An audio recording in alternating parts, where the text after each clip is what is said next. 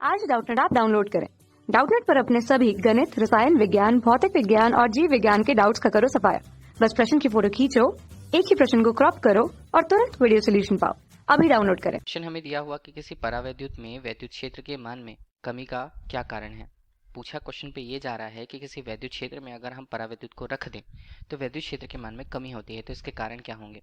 तो सबसे पहले अगर हम समझें परावैद्युत पदार्थ होते क्या हैं, कि इसे हम कैसे समझें। परावैद्युत पदार्थ वे पदार्थ होते हैं जो विद्युत प्रभाव का प्रदर्शन तो करते हैं लेकिन अपने से विद्युत धारा को प्रवाहित नहीं होने देते हैं। तो ये हमने समझा कि विद्युत धारा का प्रवाह ये स्वयं नहीं करते हैं लेकिन विद्युत प्रभाव का प्रदर्शन करते हैं। कारण क्या हो सकता है, इनमें मुक्त इलेक्ट्रॉनों का अभाव होता है, तो मुक्त इलेक्ट्रॉनों के अभाव से वो विद्युत प्रभाव का प्रदर्शन तो कर पाएंगे लेकिन विद्युत धारा का प्रवाह नहीं कर पाएंगे।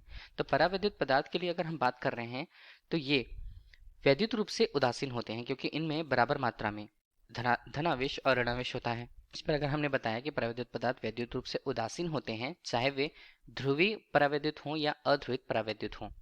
अब देखिए, अगर हम इसे किसी वैद्युत क्षेत्र में रखते हैं तो हम किस प्रकार से समझेंगे। पहले क्या होता है, देखिए परावैद्युत पदार्थ है तो बहुत सारे जो कण होते हैं उनके ये कुछ इस तरह से बटे हुए होते हैं। ठीक है, इसमें देखिए धन आवेश और ऋण आवेश, और धन आवेश ऋण आवेश कुछ इस तरह से बटे हुए होते हैं, फिर धन आवेश फिर ऋण आवेश के रूप में। यहाँ पर धन आवेश ऋण आवेश और ऋण आवेश धन आवेश कुछ इस तरह से बिखरे हुए होते हैं विद्युत क्षेत्र की अनुपस्थिति में। इस बीच पे अगर हमने इसे वैद्युत क्षेत्र प्रदान किया, ठीक है, अगर हमने इसे वैद्युत क्षेत्र पे रखा हुआ है तो वैद्युत क्षेत्र में रखी द्विध्रुव की भांति व्यवहार करने लगते हैं।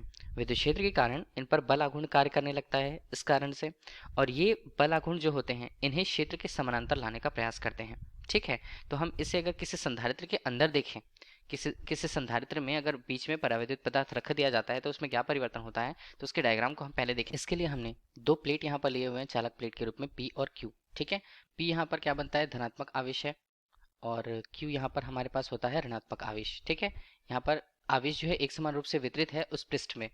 अब इस बीच पे हमने एक परावैद्युत पदार्थ रख दिया है और परावैद्युत पदार्थ के लिए उसे बता दिया कि ये A, B, C, D से व्यक्त होता है। देखिए प्रारंभिक रूप से जब यहाँ पर जो इसके अणु थे, मतलब परावैद्युत के अंदर जो उसके अणु थे वो विपरीत दिशा में किसी तरह से फैले हुए थे, इस तरह जो ये हमने दिखाया। ठीक है, अब अगर विद्युत क्षेत्र की उपस्थिति यहाँ पर हो जाती है तो वो कैसे बनेगा। देखिए अभी ये क्या होते हैं, विद्युत क्षेत्र की उपस्थिति में विद्युत क्षेत्र की तरफ संरेखित होने लगते हैं, मतलब ये हट जाएंगे और यहाँ पर इनका संरेखन क्या होगा, सीधे सीधे या विद्युत क्षेत्र की दिशा में होने लगेगा। कि इस प्रकार से विद्युत क्षेत्र की उपस्थिति अगर होती है यहाँ पर, ठीक है, तो विद्युत क्षेत्र की उपस्थिति या विद्युत क्षेत्र की तीव्रता अगर हम कुल रूप से बोले तो उसे E नॉट से प्रस्तुत किया जाता है, जिसकी दिशा कहाँ होती है, यहाँ पर ये जो धनात्मक आवेश है और यहाँ पर ऋणात्मक आवेश है। ठीक है, इस तरह P से Q में आवेश के कारण विद्युत क्षेत्र की तीव्रता को E नॉट से हमने प्रदर्शित कर रखा।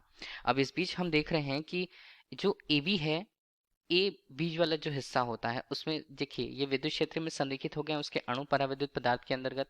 अब हम देख रहे हैं तो एडी वाला जो हिस्सा होता है वो सारे ऋणात्मक आवेश अपनी तरफ एक्यूमुलेशन या जमा करे या एकत्रित किए हुए होता है। साथ ही साथ BC अगर हम देखें तो वहां पर धनावेश की उपस्थिति या धनावेश की अधिकता होती है। ठीक है, अब इस बिंदु पर हम देख रहे हैं कि मध्य बिंदु पर कुल आवेश का मान लगभग शून्य होता है, क्योंकि सारे के सारे आवेश अगर ऋणात्मक आवेश होते हैं वो AD की तरफ होते हैं और BC की तरफ धनात्मक आवेश वहां पर होंगे। अब देखिए इसके कारण होगा परावैद्युत माध्यम में प्रेरित आवेश के कारण विद्युत क्षेत्र की तीव्रता को EP से प्रस्तुत करेंगे, जिसकी दिशा कहाँ होगी, ध्यान दीजिएगा इसकी दिशा अब देखें तो ये उल्टी दिशा पर होगी। मतलब इसे अगर हम लिखें परावैद्युत के लिए तो इसे EP के रूप में प्रस्तुत करेंगे, जिसकी दिशा यहाँ से B से A की तरफ होगी, और वैद्युत क्षेत्र की दिशा देख रहे हैं वो P से Q की तरफ है।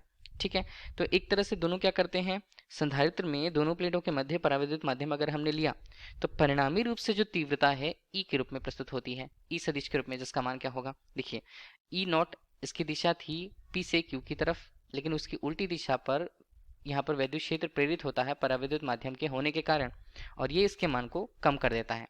इसलिए हम कह पाते हैं कि किसी वैद्युत क्षेत्र में परावैद्युत माध्यम अगर हमने रख दिया तो मूल वैद्युत क्षेत्र की तीव्रता हमेशा से या सदैव से घट जा रही है।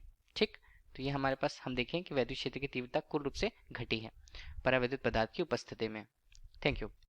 कक्षा 6 से 12वीं से लेकर नीट, IIT, JEE वो एडवांस के लेवल तक 1 करोड़ से ज्यादा छात्रों का भरोसा। आज ही डाउनलोड करें डाउटनेट ऐप या व्हाट्सएप करें अपने सारे डाउट्स 8400 400 400 पर।